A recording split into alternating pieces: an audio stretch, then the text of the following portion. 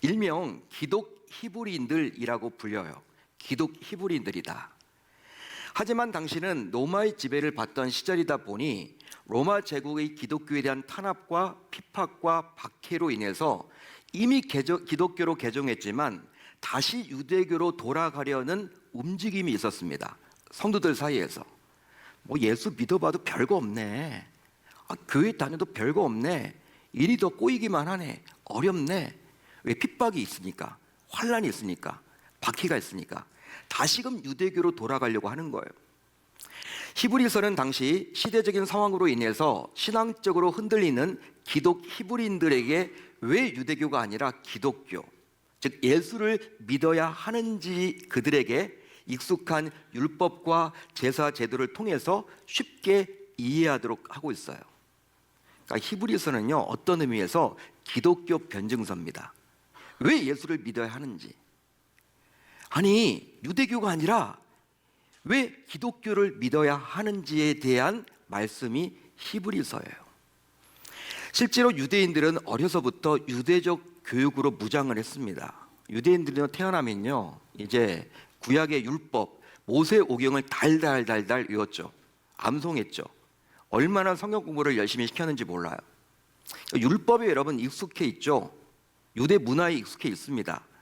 그러다 보니까 예수를 믿겠다고 개종을 했지만 온전한 기독교인으로서 살아간다는 것은요, 결코 쉬운 일이 아니었어요. 자, 그래서일까요? 히브리서 저자는 오늘 본문 1절을 시작하면서 이렇게 이야기를 합니다. 그러므로 우리가 그리스도의 도의 초보를 버리고 라고 말을 해주고 있어요. 그리스도의 도의 초보를 버려라. 이것은 바로 기독교로 개종했던 유대인들이 여전히 초보적 신앙에서 벗어나지 못했음을 안타까워하시면서 온전한 기독교인으로서 살아가야 한다고 우리 주님께서 히브리서 저자를 통해서 말해주고 있는 거예요. 안타까움이 담겨져 있는 것이죠. 야, 너희들 이제 예수 믿은 지 꽤 세월이 흘렀잖아. 이제는 그만 초보적인 신앙에서 벗어나야 돼. 안타까워하고 있는 거예요. 자, 그렇다면 이 구절에서 볼 수 있는 초보란 과연 뭘까요? 초보. 혹시 여러분들은 초보 아빠에 대해서 들어보셨어요? 초보 아빠다. 저는 자녀가 셋인데 첫째 아이가 태어났을 때 이 아이를 그냥 바라만 봤어요. 누워있는 이 아이를 바라만 봤다고. 어떻게 해야 될지 모르겠더라고요. 아니면 굉장히 막 불안해. 떨어뜨릴 것 같아. 애가 울면요, 뭘 해줘야 될지 모르겠어. 애가 아프면요, 그냥 애를 데리고 응급실에 그냥 뛰어갔습니다. 여러분, 초보였기 때문에 그리 하는 것이죠. 어떻게 해야 될지 모르는 거예요. 초보 아빠입니다. 그러나 이제 아이가 둘, 셋 자라면서 생기면서 이제 웬만해서 여러분 아프지 않으면 응급실에 안 가요. 열이 여러분 펄펄 나도 그냥 안 가 잘. 첫째 때는 여러분 막 응급실 뛰어갔는데 응급실 가도 저보고 그냥 물로 닦으래 그냥. 애를 닦으래요. 병원에서 해주는 게 별로 없어. 여러분, 경험이 있다 보니까 이제 초보에서 벗어난 거죠.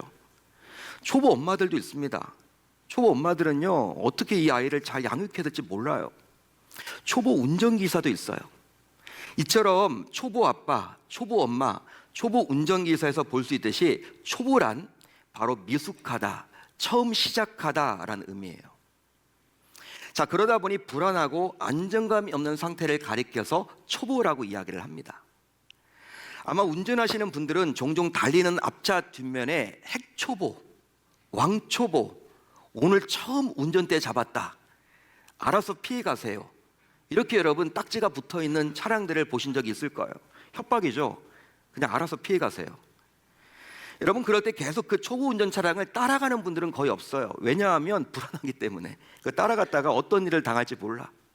요즘은 오토매틱 차량이기 때문에 여러분 시동이 꺼지는 경우는 거의 없지만 예전 차량들을 보게 되면 클러치가 여러분 이렇게 딱 띄어지게 되면 그냥 시동이 확 꺼져버려 보죠. 뒤따라가다가 큰 낭패를 당합니다. 그렇기 때문에 되도록이면 그런 차량이 있을 때는 어떻게 합니까? 여러분 추월해서 자신이 먼저 가버리죠. 불안하기 때문에 그래 하는 거예요. 자, 그런데 오늘 말씀을 보게 되면 신자의 신앙에도 초보가 있답니다. 신자의 신앙에도 초보가 있다는 거예요. 자, 그렇다면 초보적인 신앙은 과연 어떤 상태를 가리키는 것일까요?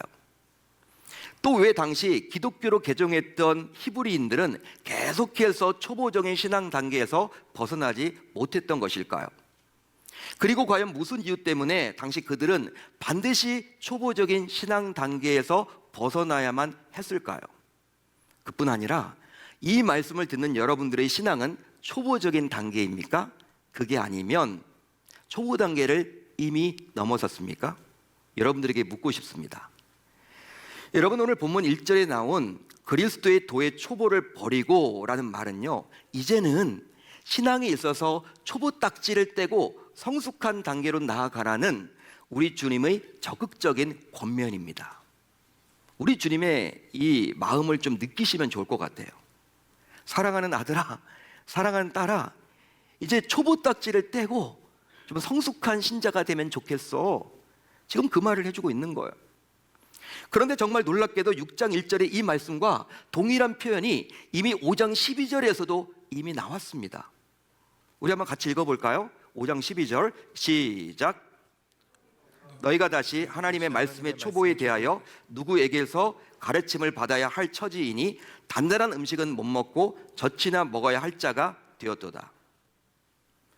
자, 이 구절에 따르면 초보적 신자는 스스로 단단한 음식을 씹지 못하기에 오직 젖을 먹어야 하는 영적 갓난 아이와 같은 상태를 말하는 거예요. 여러분, 갓난 아이는 밥을 못 먹죠. 씹질 못합니다. 이가 없기 때문에. 예? 그렇기 때문에 젖을 먹어야 돼요. 영적 갓난 아이. 초보 신자가 바로 영적 갓난 아이, 영적 아이라는 거예요. 자, 그래서 이제 단단한 음식, 즉 어떤 말씀이든지 아멘으로 받지 못하고 자신에게 당장 필요하고 유리한 말씀만을 골라서 받으려고 합니다. 따라서 어떤 말씀이든지 골고루 먹지 못하고 자신이 먹고 싶은 말씀만 편식하는 자라 감히 말할 수 있어요. 여러분, 어린아이들은요 편식을 하죠. 나 시금치 안 먹어, 나 미역 안 먹어, 나 김치 안 먹어. 먹어야 되는데 편식을 합니다. 그러니까 자신이 먹고 싶은 고기만 먹어요. 자신이 먹고 싶은 햄 소세지만 먹습니다. 이게 편식이죠. 먹고 싶은 것만 먹는 거예요. 자, 그러다 보니까 듣기에 불편하거나 동의가 잘 되지 않거나 손해를 감수해야 하거나 심지어 자신의 처지와 상관없이 들리는 말씀은 아예 말씀으로 인정하지 않으려고 하죠. 하나님의 말씀인데도. 한마디로 말씀을 대할 때에도 지극히 자기중심적이고 이기적입니다. 말씀을 대할 때에도 내 필요에 의해서 필요한 말씀만을 골라 먹어요. 모든 말씀이 하나님의 말씀인데 그렇게 여기지 않으려고 합니다. 실제로 주변에 어린아이들이 있다면 한번 관찰을 해보세요. 어린아이들, 여러분 어떻습니까? 애들은요 주변을 둘러보지 못하고 오직 자기 자신밖에 없어요. 어른들은 여러분 과자를 나눠 먹을 때 여러분 봉지째 그냥 뜯어가지고 같이 먹죠. 근데 아이들은 어떻습니까? 윗부분만 뜯어가지고 자기가 꽉 움켜줘요. 그리고 자기가 주고 싶은 사람만 딱 줘요. 꺼내가지고. 이게 어린아이의 습성이죠. 바로 여러분 이기적인 거예요. 자기 자신밖에 모릅니다. 그런 어린아이가 이제 학교에 가서 공동체 생활을 하면서 자신도 중요하지만 나도 중요하지만 그게 전부가 아니네, 남도 중요하네, 이제 배우게 되는 거예요. 깨닫게 되는 것이죠. 자, 그런데 신앙생활을 나름 오랫동안 했기에 심지어 직분자가 되었음에도 불구하고 안타깝게도 여전히 어린 아이들이 신앙에서 벗어나지 못하는 분들도 있다라는 거예요. 너무나 안타까운 일이죠. 자, 그래서일까요? 바울 역시 고린도전서 3장을 통해서 자신이 개척했던 고린도 교회에도 육신에 속한 자, 즉 어린 아이와 같은 신앙을 가진 자들이 있다라고 말을 해주고 있습니다. 경고를 해줍니다. 어떻게 경고를 해줍니까? 우리 한번 같이 읽어봅니다. 시작. 형제들아, 내가 신령한 자들을 대함과 같이 너희에게 말할 수 없어서 육신에 속한 자, 곧 그리스도 안에서 어린아이들을 대함과 같이 하노라. 내가 너희를 젖으로 먹이고 밥으로 아니하였노니 이는 너희가 감당하지 못하였음이거니와 지금도 못하리라. 아멘. 자, 그런데 문제가 있어요. 바로 무엇이냐? 신앙생활을 5년, 10년, 15년, 20년, 심지어 30년 이상 했지만 여전히 이런 초보적 신앙 단계에서 벗어나지 못하게 되면 결국 돌이킬 수 없는 영적 위험에 빠질 수도 있다는 거예요. 실제로 바울은 고린도 교회의 분쟁 원인 가운데 하나가 바로 무엇이다? 그 교회에 자라지 못한 초보적인 신자가 많았기 때문이라고 진단을 해요. 따라서 이제 신자인 우리 모두 초보적 신앙에서 반드시 벗어나야 할 줄로 믿습니다. 여러분, 중요한 겁니다. 오늘 6장은요 어려워요. 내용이 읽어봐도 어떤 말씀인지 잘 이해가 안 됩니다. 그렇지만 반드시 우리가 들어야 할 하나님의 말씀이기 때문에 여러분, 이 연말 시즌에 꼭 필요한 말씀이기 때문에 여러분들에게 전하게 되었어요. 자, 그렇다면 오늘 말씀에서는 초보적 신앙이 과연 무엇이라고 이야기를 합니까? 히브리서 6장에서 말하는 초보적 신앙은 과연 뭘까요? 우리가 여러분 정의를 내릴 수 있겠죠. 초보적 신앙은 이런 거다라고 정의를 내릴 수 있겠지만 6장에서 말하는 초보적 신앙은 과연 뭘까요? 바로 죽은 행실입니다. 죽은 행실. 어디 나와 있습니까? 1절에 나와 있죠. 죽은 행실을 회개함과. 자, 죽은 행실은 거듭나기 전에 행하던 모든 죄악된 행위를 말해요. 여러분, 우리가 예수를 믿기 전에 죄를 지었습니까? 짓지 않았습니까? 예수를 믿기 전에 죄인이었어요? 죄인이 아니었어요? 다 죄인이었죠. 여러분, 예수 믿기 전에 누군가 미워하고 시기하고 질투했죠. 그렇다면 예수 믿고 난 다음에는 어떻습니까? 예수 믿고 난 다음에 누군가를 미워하고 시기하고 질투하죠. 여전히 예수를 믿어도 우리는 죄를 짓습니다. 동일하게. 그런즉 죽은 행실은 하나님의 말씀을 여러 번 들어도 전혀 삶으로 이어지지 못하는 무서운 영적 질병을 말하는 거예요. 예수를 믿어서 하나님의 말씀을 들어도 어떤 변화가 없는, 전혀 변화가 없는 영적 무서운 질병이죠. 한마디로 행동하지 않은 신앙, 움직이지 않은 신앙으로서 어떤 행함도 하지 않으려는 신앙을 말하는 거예요. 여러분, 신앙은요 삶으로 증명이 되는 거거든요. 우리가 여러분 예수님 믿는 것은요 우리의 삶에서 증명이 되는 거란 말이에요. 어떤 변화가 없습니다. 이게 여러분 죽은 행실인 거예요. 더욱이 야고보서 기자 역시 야고보서 2장에서 행함이 없는 믿음 그 자체가 죽은 믿음이라고 말씀을 했죠. 따라서 영적으로 죽은 것이 바로 죽은 행실이에요. 결국 이런 죽은 행실은 신앙에 성장하지 못하도록 꽁꽁 묶어버리게 될 텐데요, 안타깝게도 실제로 장난감을 붙잡고 노느라 잠도 안 자고 밥도 안 먹는 아이가 있다고 칩시다. 이 장난감이 뭐라고 그거랑 노느라고 거기에 빠져가지고 밥도 안 먹어요. 밥을 먹어야 되는데 잠도 안 잡니다. 잠을 자야 되는데. 참 안타깝죠, 여러분. 그런 아이가 있다고 쳐보자고요. 그런데 만약 아빠 엄마의 장난감 내려놓으라는 말씀이 이 아이에게 들린다면 어떻게 될까요? 달라지겠죠. 말씀을 여러분 말귀를 알아들으면 어떻게 됩니까?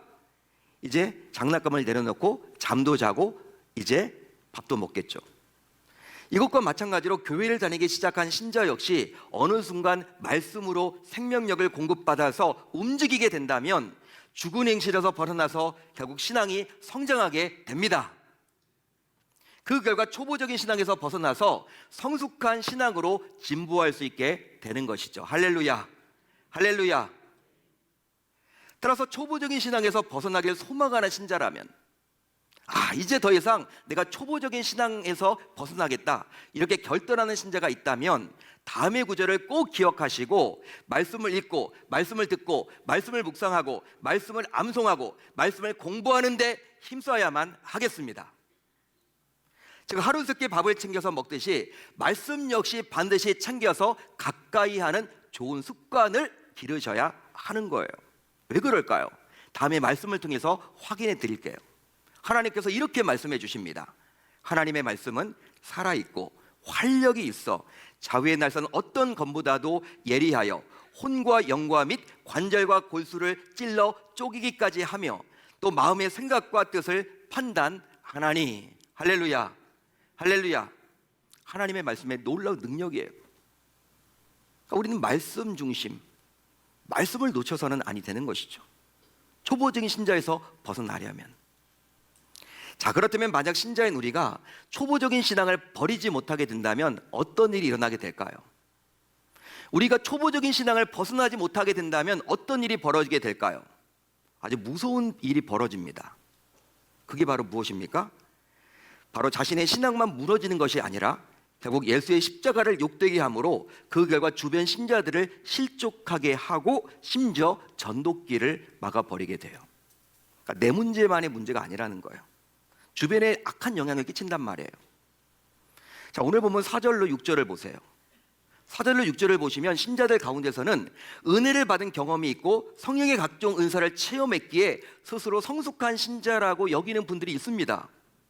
나 은혜 받았어. 나는 방언하거든. 나 기도 오래 하거든. 여러분, 이런 식으로 해서 자신이 성숙한 신자라고 여기는 분들이 있다라는 거예요. 즉 어떤 신자들은 몇 대째 믿음의 가문이라는 이유, 나는 3대째 예수 믿는 가정이야. 우리 가족에는 목사님이 몇 분이시고 권사님이 정말 너무 많아. 장로님 가정이야. 이런 식이죠. 또 중직자라는 이유로, 내가 그래도 중직자인데 교회를 몇 년 다녔는데, 또 주일마다 예배를 드린다라는 이유로, 심지어 다른 성도들보다도 기도를 많이 하고 방언까지 한다는 이유로 스스로 초보적인 신앙과는 거리가 먼 성숙한 신자라고 여기는 분들이 있다라는 거예요. 하지만 과연 그럴까요? 여러분, 과연 그럴까요? 여러분 어떻게 생각하십니까? 오늘 말씀 4절로 6절 상반절을 보세요. 4절로 6절 상반절을 보시면 신자인 우리가 은혜를 받고 성령의 은사들을 체험했다고 해서 결코 타락하지 않는 것은 아닙니다. 타락할 수가 있다라는 거예요. 즉 한 번쯤 특별한 은혜를 받은 체험이 있어도, 예전에 받았던 은혜가 있어도, 내가 방언을 하더라도, 내가 하나님과의 뭔가 깊은 교제가 있더라도 그게 과거에 머물러 있다면 충분히 타락할 수가 있고 그 결과 초보적인 신자일 수도 있다는 것입니다. 자, 그런데 이 초보적인 신앙에서 벗어나지 못하고 어떤 성장 혹은 진보 없이 계속 그 단계, 초보적인 신앙 단계에 머물게 된다면 먼저 자신의 신앙을 무너뜨리는 각종 시험과 유혹을 결단코 이겨낼 수가 없다라는 거예요. 이게 여러분 안타까운 일이죠. 이게 문제라는 거예요. 여러분 신앙생활을 할 때 시험을 당합니까? 안 당합니까? 왜 대답이 없으세요? 신앙생활을 할 때 시험이 있어요? 없어요? 교회 내에서도 있고 교회 밖에서도 있어요. 유혹이 있습니까? 없습니까? 있죠. 사람에 의해서 시험을 당해요. 교회 내에서도. 또 어떤 환경에 의해서 시험을 당합니다. 분명히 당하거든요. 여러분 사탄 마귀는요, 어떻게 해서 이제 신자들이 신앙이 성숙되지 못하도록 막는단 말이에요. 자꾸 실족시키려고 한단 말이에요. 여러분 이제 우리가 영적으로 깨어있고 성숙된 신자라면 어떤 공격이 찾아오고 어떤 시험이 찾아왔을 때 이거 시험이구나 깨닫고 물리칠 수가 있는데, 여러분 영적 초보인 영적 갓난아이와 같은 신자라면 거기에 맥없이 무너져요. 맥없이 무너진단 말이에요. 그런 환경 속에서 누군가에 의해서 엎어져 버립니다. 자기만 손해인 거예요. 안타까운 일이죠. 그뿐만이 아닙니다. 이런 초보적인 신앙의 모습은 예수를 다시 십자가에 못 박고 또 사람들 앞에서 욕되게 함으로 어떤 일이 벌어지느냐, 그 결과 주변 신자들의 신앙을 쉽게 만듭니다. 자기는 교회를 오래 다녔다라는 거예요. 몇 대째 믿는다라는 거예요. 여러분 남들이 다 신앙 좋다라고 이야기를 하는데, 여러분 초보적인 신자들은요, 말이나 행동으로 인해서 교회 내에서 누군가에게 실족을 시킬 수도 있다는 것이죠. 직분을 가지고 있는데 여러분 이상한 행동을 하시거나 이상한 말을 함으로 말미암아, 좋지 않은 덕이 안 되는 말이나 행동을 함으로 말미암아 목사가 왜 그래? 안수 집사님이 왜 그래? 장로님이 왜 그래? 권사님이 왜 그래? 우리 서지 집사님이나 또한 성도님들, 새가족들이 실족을 당하는 거예요. 교회 왔는데. 자신의 문제만이 아니라는 것이죠. 그런 초보 신자가 되면 여러분 자신만의 문제가 아니라는 거예요. 근데 그뿐만이 아니라 심지어 전도 대상자들이 교회에 관심을 갖지 못하도록 방해하고 맙니다.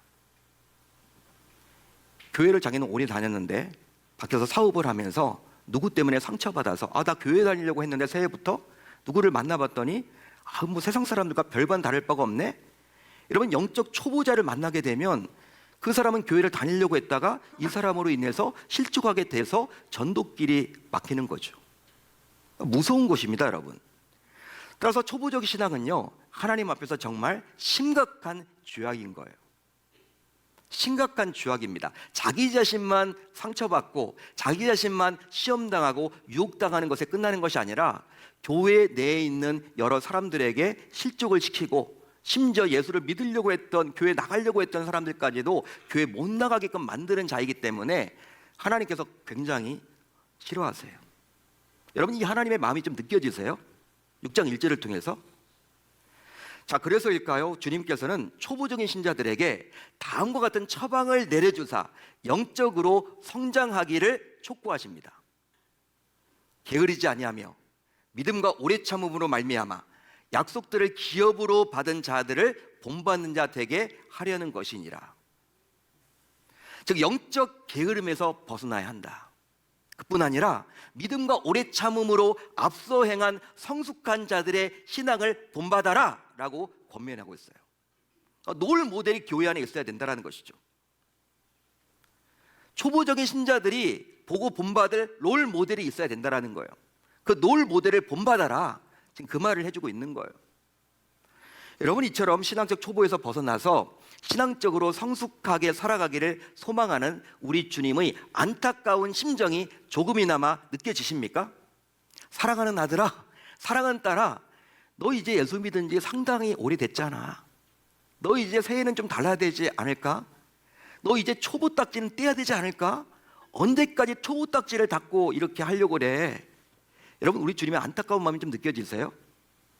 그런데 신앙적 초보에서 벗어나서 신앙적으로 성숙하게 되는 것은 해도 좋고 안 해도 좋은 선택사항이 아니라 반드시 해야만 합니다.